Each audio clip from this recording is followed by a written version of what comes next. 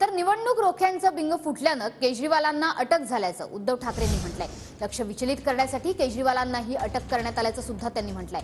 निवडणूक रोख्यांमध्ये सर्वात मोठा लाभार्थी हा भाजप आहे। चित्रविचित्र सोबती एकत्र घेण्याचं काम भाजप करतंय अशी टीका उद्धव ठाकरेंनी केली आहे। हेच आहे ना, आता त्यांच्याकडचे जे ठग आहेत त्यांच्यावरच्या सगळ्या केसेस मागे घेतल्या जात आहेत।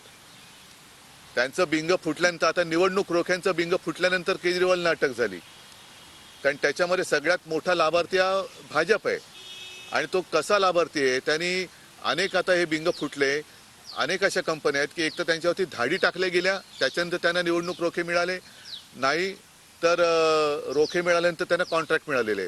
हे बिंग फुटल्यानंतर लक्ष विचलित करण्यासाठी केजरीवालना अटक करण्यात आलेली आहे। सगळ्यांच्या मनामध्ये एक उद्वेग आहे, संताप आहे। ज्या पद्धतीने गद्दारी करून महाराष्ट्र विकास आघाडीचं सरकार पाडलं, गद्दारी करून सरकार स्थापन केलं आणि जे चित्रविचित्र आता त्यांचे सगळे सोबती एकत्र घेण्याचं त्यांचं काम चालू आहे, ते पाहिल्यानंतर जनता वाट पाहते।